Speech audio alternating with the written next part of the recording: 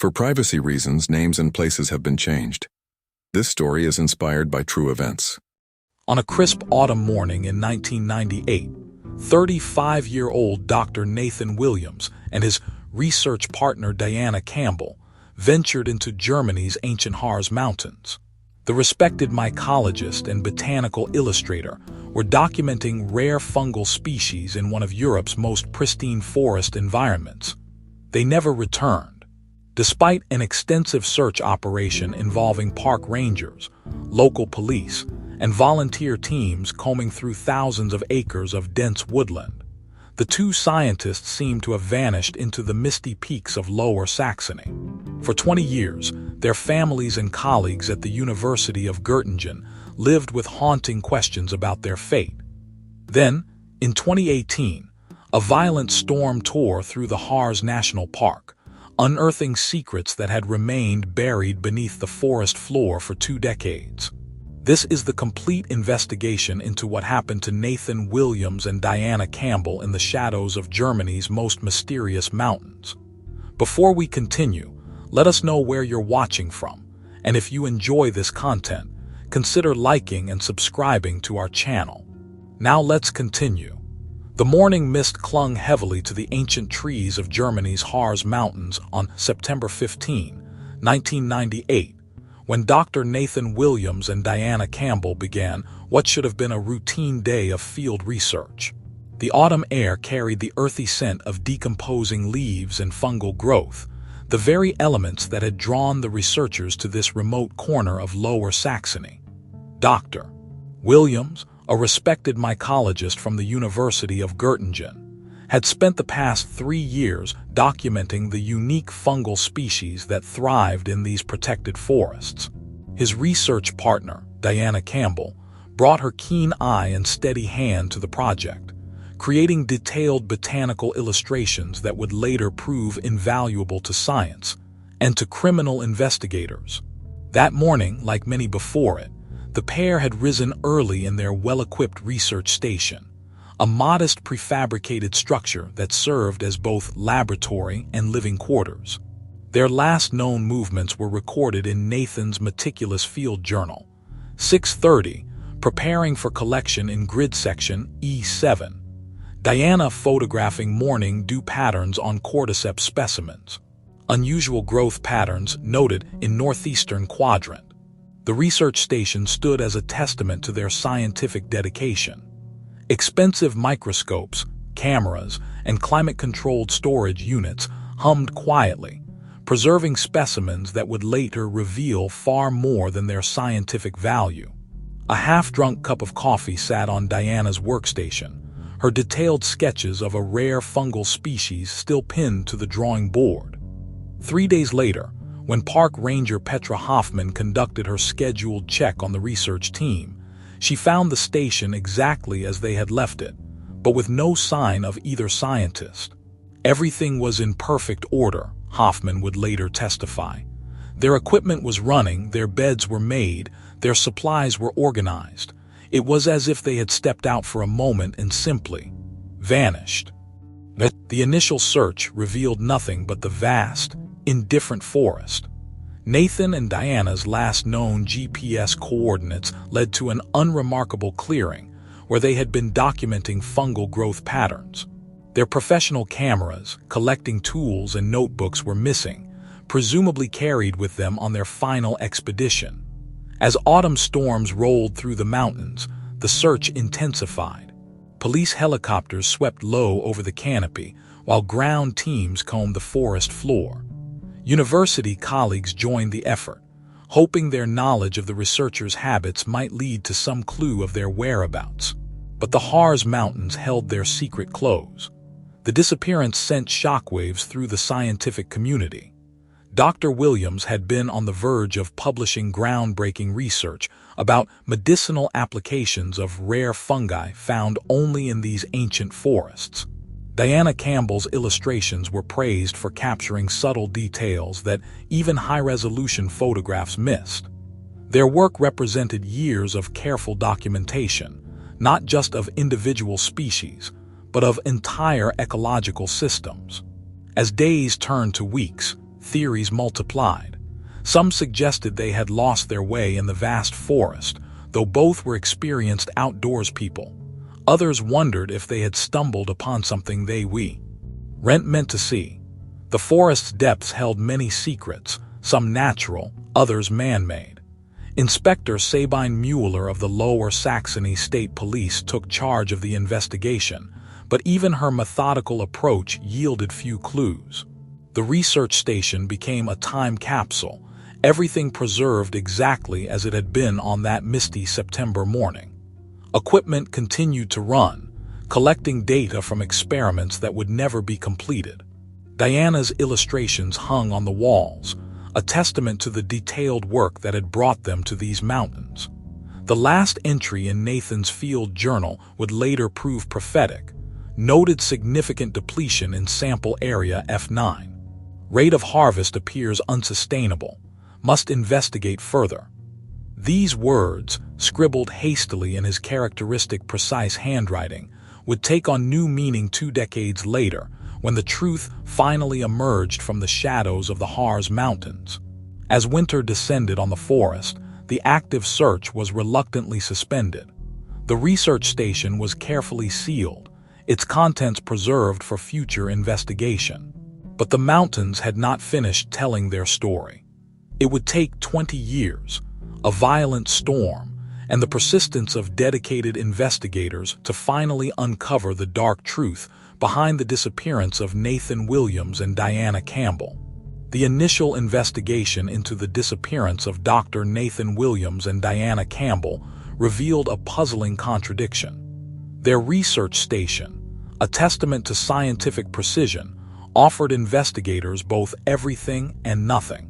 Inspector Sabine Mueller stood in the center of the small facility, noting how each piece of equipment still hummed with purpose, unaware its operators would never return. The laboratory portion of the station told a story of methodical research. Specimens were carefully labeled and stored in climate-controlled containers. Petri dishes lined the shelves, each hosting carefully cultivated fungal samples. Mueller's team photographed every surface, every note, every abandoned coffee cup, searching for any detail that might illuminate the researchers' final movements. Diana Campbell's workspace proved particularly poignant.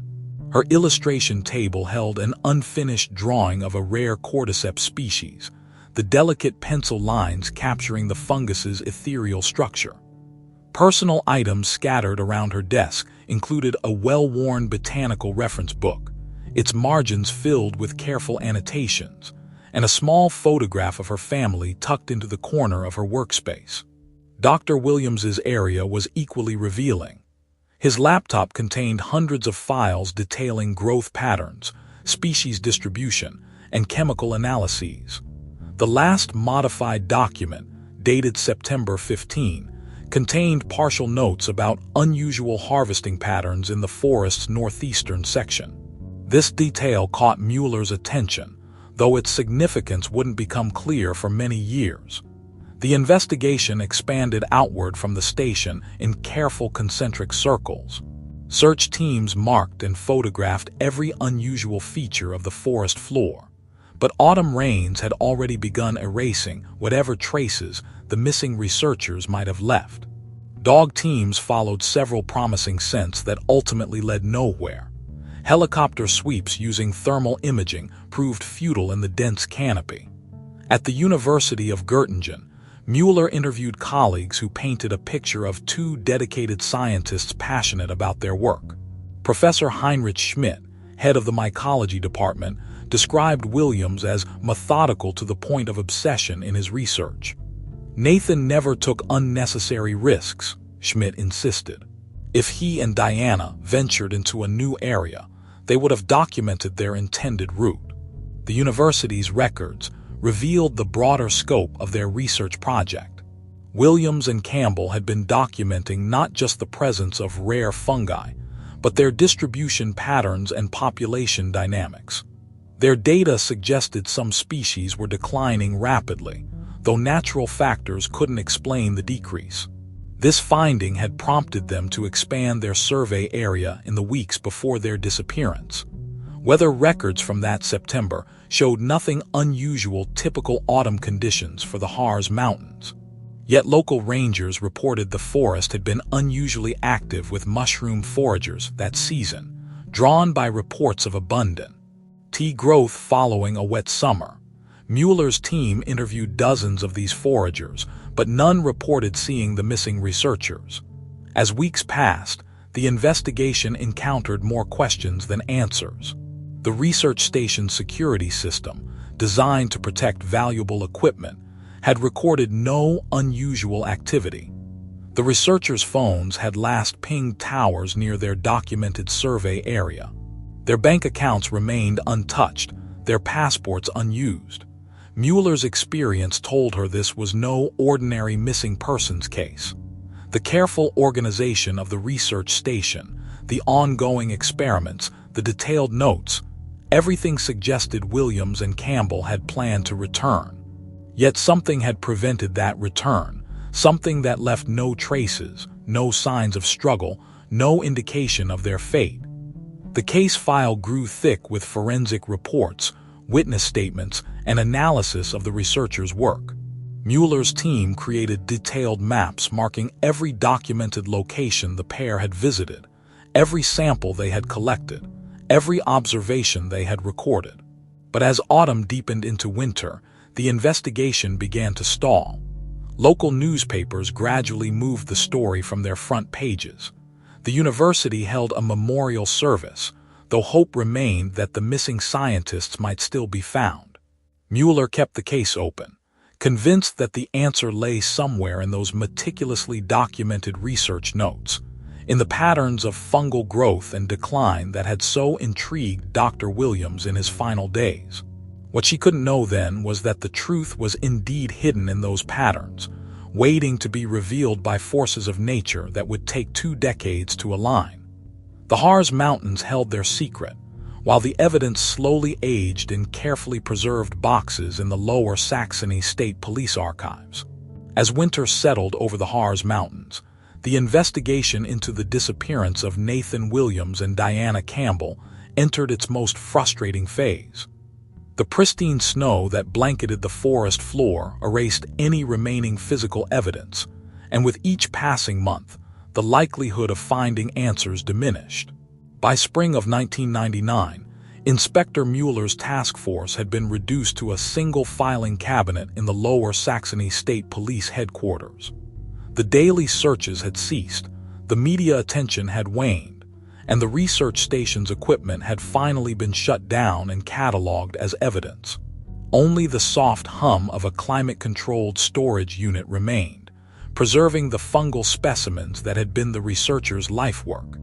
At the University of Göttingen, the absence of Williams and Campbell left a void that extended beyond their empty offices. Their research project, which had promised breakthrough discoveries in medicinal fungi, sat incomplete. Graduate students who had worked with Dr. Williams found themselves without a mentor, and Diana's illustrations remained unfinished, her precise line work frozen in time. The scientific community refused to let their memory fade. Each year, the university's mycology department hosted a symposium in their honor, where researchers presented work building upon Williams and Campbell's foundations. Their preliminary findings about fungal depletion in the Harz Mountains became the basis for several doctoral theses, though none could fully reconstruct their final discoveries. Their families maintained a quiet vigil. Diana's parents visited the Harz Mountains each September, walking the forest paths their daughter had once documented. Nathan's sister established a scholarship fund for botanical illustration, ensuring that Diana's artistry would continue to serve science through future generations. Inspector Mueller never fully surrendered the case. During quiet moments, she would return to the evidence boxes, reviewing photographs of the abandoned research station, reading through Nathan's field notes, studying Diana's delicate sketches. She remained convinced that the answer lay in their research itself, in the patterns they had observed in those final weeks. The years brought new theories.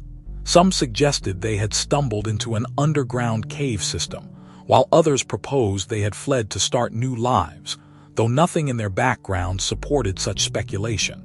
The more mundane possibility, that they had simply become lost and succumbed to the elements, seemed at odds with their experience and careful planning. By 2008, a decade after their disappearance, the case had become a cautionary tale taught to new researchers working in remote locations.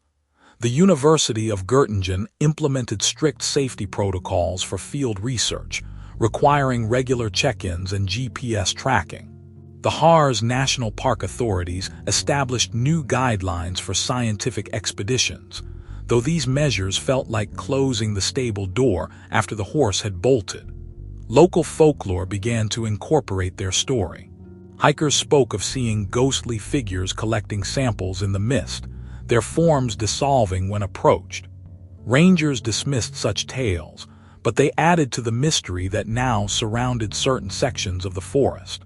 The areas where Williams and Campbell had conducted their final surveys became known among park staff as the silent zones, places where even wildlife seemed subdued.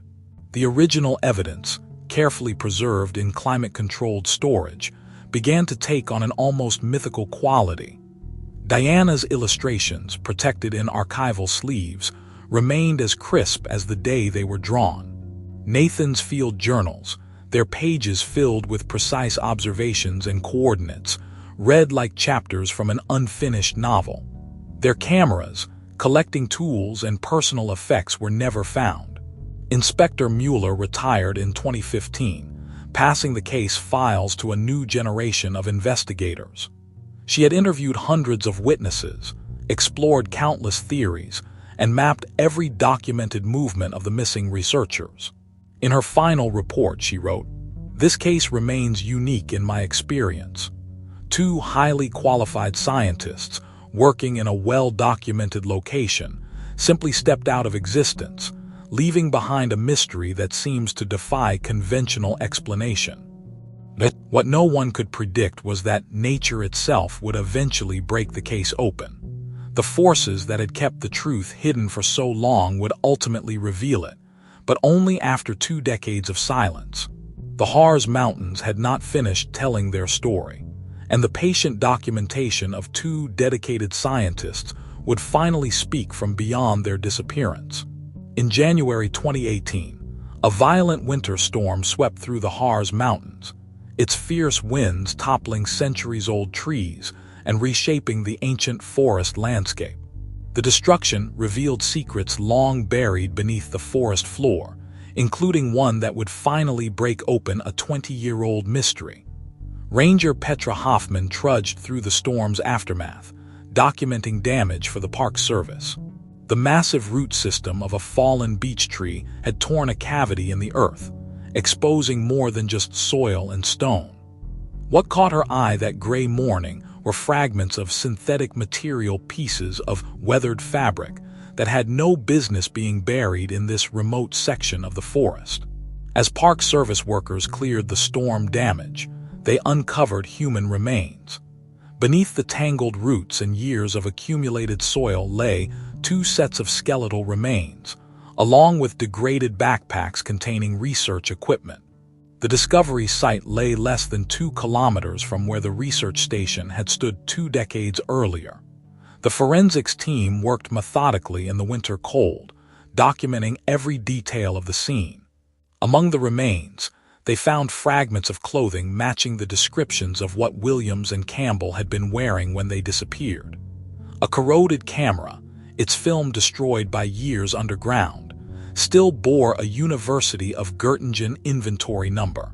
But the most revealing evidence lay scattered around the bodies. Hidden beneath the same layers of soil were dozens of drying racks and processing equipment, the remnants of a sophisticated illegal harvesting operation. The setup suggested someone had been systematically collecting and processing rare fungi and plants on an industrial scale, all hidden from the Park Service's regular patrols. Dr. Klaus Weber, a specialist in pharmaceutical crimes, recognized the significance immediately. The equipment matched methods used by black market suppliers, who harvested protected species for illegal drug manufacturers. The drying rack's positioning and the processing setup indicated years of continuous operation, abruptly abandoned around the time of the researchers' disappearance. The soil had preserved Nathan's final field notebook, its waterproof pages protected in a sealed plastic case. The last entries detailed systematic overharvesting of rare fungal species, including precise locations and population decline estimates. He had been building a case, documenting the illegal operation without realizing the danger it posed. Inspector Mueller, though retired, returned to consult on the case. Standing at the excavation site, she saw how the pieces finally fit together. The researchers hadn't simply disappeared, they had stumbled upon something worth killing for. Their meticulous scientific documentation had inadvertently threatened a highly profitable criminal enterprise. Laboratory analysis of soil samples from the site revealed traces of numerous fungal species prized by pharmaceutical manufacturers. Some of these specimens commanded extraordinary prices on the black market, particularly in Asia, where traditional medicine created constant demand. The operation had likely generated millions in illegal profits over the years. The discovery transformed the investigation from a missing persons case into a homicide inquiry. The careful burial suggested premeditation, while the location indicated intimate knowledge of the forest's remote areas. The killer had counted on the dense forest canopy and deep soil to keep its secrets, never anticipating that a winter storm would eventually expose the truth. As news of the discovery spread, the scientific community mourned anew. The remains of Nathan Williams and Diana Campbell were finally recovered, along with evidence of the very environmental crimes they had unknowingly documented. Their research, preserved in Nathan's recovered notebook, would now serve a different purpose, not just as scientific data, but as evidence in a murder investigation. The storm had torn away more than just trees that winter. It had stripped away 20 years of mystery, exposing a criminal enterprise and the tragic fate of two dedicated scientists. But questions remained. Who had operated this illegal harvesting facility? Who had silenced Nathan and Diana to protect their operation? The answers lay in the detailed notes of a dead scientist and the memories of those who had profited from the forest's hidden bounty. The discovery of Nathan Williams and Diana Campbell's remains transformed a decades-old missing persons case into an active murder investigation. Inspector Mueller emerged from retirement, her silver hair now matching the winter landscape as she stood at the excavation site where time had finally yielded its secrets. The investigation began with Nathan's preserved field notebook, its pages telling a story he never lived to complete. Forensic document specialists worked carefully to preserve and analyze every word, every diagram, every hastily scribbled coordinate. The notebook revealed a pattern that Nathan himself had begun to recognize: systematic depletion of rare fungal species, following a precise geographic progression through the forest. Mueller assembled a new task force, combining veteran investigators with specialists in environmental crimes. They created detailed overlay maps, combining Nathan's documented collection sites with known patrol routes and access points. The pattern that emerged suggested someone intimately familiar with the park's security protocols and blind spots. Dr. Klaus Weber's analysis of the harvesting operation revealed sophisticated techniques that required extensive botanical knowledge. The perpetrator wasn't merely gathering mushrooms, they were selectively harvesting specific species at optimal times, processing them using professional equipment, and preserving them for maximum pharmaceutical value. The breakthrough came through old-fashioned police work. Mueller's team compiled a list of every herbalist, natural medicine practitioner, and botanical supplier within 50 kilometers of the Harz Mountains. Cross-referencing this against park employment records and known access permit holders narrowed the field considerably. One name stood out: Wolfgang Becker, A respected local herbalist, Becker had supplied traditional remedies to the region's residents for over 40 years. His small shop in a nearby village offered tinctures and dried herbs, all seemingly legitimate. But his permit applications showed he had requested access to precisely the areas where Nathan had documented the heaviest depletion. Financial investigators discovered Becker's modest herb shop concealed substantial wealth. Regular payments from pharmaceutical companies in Asia had been carefully laundered through a network of shell companies. The amounts involved suggested years of supplying rare ingredients at black market prices. Surveillance of Becker's activities revealed a man living far below his means, driving an old vehicle and maintaining a humble appearance. But his early morning movements told a different story. Despite his age, he still made regular trips into the forest, always during the darkest hours before dawn. When Mueller's team finally moved to question him, they found a carefully organized archive in his basement. Dried specimens, perfectly preserved and labeled, matched species from Nathan's research. More damning were shipping records indicating regular deliveries to pharmaceutical manufacturers known for producing unregulated traditional medicines. The evidence mounted. Becker's harvesting sites aligned perfectly with Nathan's documented depletion patterns. His processing equipment matched the degraded materials found at the burial site. Chemical analysis of soil samples from his drying room matched traces found with the researchers' remains. But the final piece came from Becker's own meticulous record-keeping. Like the scientists he had killed, he too had kept detailed notes. His records showed a sharp decline in harvest yields beginning in 1998, exactly when Nathan and Diana had started documenting the forest's fungal populations. Mueller understood now why the original investigation had failed. They had been looking for a violent criminal, a stranger in the woods. Instead, the killer had been a respected community member, someone whose presence in the forest raised no suspicion. Becker had used his legitimate herbalist business to hide an operation worth millions, and when two dedicated scientists threatened to expose him, he had chosen to protect his secret at any cost. The case that had haunted Mueller for 20 years was finally approaching its resolution. Wolfgang Becker, now in his 70s, would face justice for crimes that had remained hidden beneath the forest floor for 2 decades. The truth, like the rare fungi at the heart of the case, had finally emerged from darkness into light. The morning Wolfgang Becker opened his shop door to find Inspector Mueller waiting marked the beginning of the end of a 20-year deception. The elderly herbalist's hands trembled slightly as he reached for his keys, though his face remained carefully composed. Behind him, the shelves of his small shop displayed neat rows of dried herbs and handmade tinctures, a facade of traditional legitimacy that had served him well for decades. Inside his modest store, the sweet scent of dried herbs masked darker secrets. As Mueller's team executed their search warrant, the true scope of Becker's operation emerged. Behind the rustic wooden shelves and homespun marketing, investigators discovered a sophisticated processing facility in his basement. State-of-the-art drying equipment hummed quietly, while climate-controlled storage units maintained precise temperatures for delicate fungal specimens. The financial evidence proved even more damning. Dr. Klaus Weber, examining Becker's carefully encrypted computer files, uncovered a complex network of international transactions.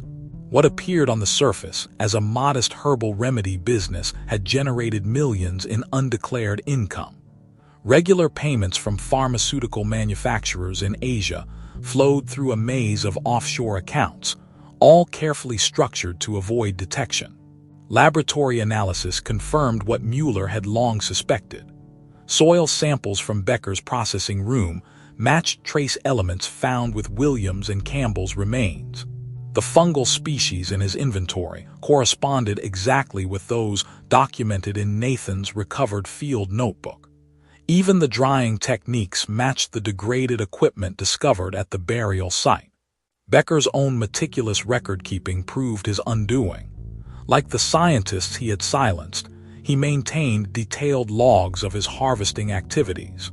His notebooks revealed a pattern of systematic collection that mirrored Nathan's documented depletion zones. More telling were his harvest records from 1998, showing a sharp decline in yield that coincided with the researcher's presence in his territory. When confronted with the evidence, Becker's carefully maintained composure finally cracked. In his small shop, surrounded by the herbs that had been both his livelihood and his cover, he began to speak. He described decades of careful harvesting, building relationships with black market buyers who paid premium prices for rare fungal specimens. The arrival of Williams and Campbell had threatened everything. The old herbalist recalled that September morning with unsettling clarity. He had encountered them photographing his harvest sites, meticulously documenting the very depletion that would have exposed his operation. Their dedication to science had sealed their fate. In his confession, Becker described how he had followed them deep into the forest, waiting until they separated to collect samples. The attack had been quick, efficient, and until now, perfectly concealed. Mueller listened as Becker detailed how he had buried them beneath the root system of an ancient beech tree, confident that the forest would keep his secret. For 20 years it had. Nature, however, had ultimately betrayed him, as the very forces he had relied upon for concealment finally exposed his crimes. The investigation team discovered that Becker's operation had supplied ingredients for pharmaceuticals worth over 15 million euros on the black market. His knowledge of the forest, combined with decades of experience in harvesting and processing rare specimens, had made him an invaluable supplier to manufacturers of unregulated traditional medicines. In the end, it was the same precise documentation that had doomed Nathan and Diana that brought their killer to justice. Becker's papers, combined with Nathan's recovered research notes, provided prosecutors with an airtight case. The evidence painted a picture of systematic environmental exploitation and calculated murder, all hidden behind the benign image of a village herbalist. As Mueller watched Becker being led away from his shop in handcuffs, she reflected on the parallel paths of killer and victims. Both had kept meticulous records, both had intimately known the forest's secrets. But while Williams and Campbell had worked to protect and document these rare species, Becker had ruthlessly exploited them. In the end, their shared attention to detail had written the final chapter of a 20-year-old mystery. In March 2019, the wood-paneled courtroom in Lower Saxony fell silent as Wolfgang Becker received his sentence. 25 years for the murders of Dr. Nathan Williams and Diana Campbell, along with additional charges of environmental crimes and pharmaceutical fraud. The elderly herbalist, now stooped and gray, showed no emotion as the judge detailed how his decades-long deception had finally unraveled. The trial had captured international attention, highlighting the intersection of environmental crime and murder. Prosecutors presented evidence of a black market operation that had generated millions while systematically depleting protected species. Dr. Klaus Weber's testimony revealed how Becker's sophisticated operation had supplied illegal pharmaceutical manufacturers for decades, all while maintaining the facade of a simple village herbalist. The scientific community found a bittersweet victory in the resolution. Nathan's recovered field notes proved prophetic. He had documented the very criminal enterprise that led to his death. His research, preserved in waterproof pages and buried alongside him, provided the foundation for new protective measures in the Harz National Park. The University of Göttingen established the Williams Campbell Memorial Research Station, a state-of-the-art facility dedicated to monitoring and protecting endangered fungal species. Diana's recovered illustrations, though incomplete, became the centerpiece of a permanent exhibition, highlighting the vital role of scientific documentation in conservation efforts. Inspector Mueller's retirement ceremony, held shortly after the verdict, became an impromptu celebration of the case's resolution. Her colleagues presented her with a bound copy of the case file, its pages telling the story of a mystery that had spanned her entire career. The young officers who had worked the case's final chapter spoke of learning from her unwavering dedication to uncovering the truth. The Harz Mountains themselves seemed to exhale after Becker's conviction. Park rangers reported a gradual recovery of fungal populations in the areas he had systematically harvested. New security protocols, inspired by the case, included regular scientific surveys and enhanced monitoring of permitted XCSS. The forest's secrets would be harder to exploit in the future. Nathan's sister attended every day of the trial, watching as 2 decades of uncertainty transformed into clear, harsh truth. She established a foundation in her brother's name, funding research into the protection of endangered species and the prevention of environmental crimes. Diana's parents donated her surviving artwork to the university's botanical archive, ensuring her precise illustrations would continue serving science. The case fundamentally changed how authorities approached environmental crimes. Dr. Weber developed new protocols for identifying illegal harvesting operations, incorporating lessons learned from Becker's sophisticated concealment methods. The international pharmaceutical community strengthened its oversight of raw material sourcing, closing loopholes that had allowed black market ingredients to enter the supply chain. Ranger Petra Hoffman, who had discovered the abandoned research station in 1998 and later helped uncover their remains, oversaw the creation of a small memorial where the old beech tree had stood. A simple marker reminded visitors of the 2 scientists who had died protecting the forest's biodiversity.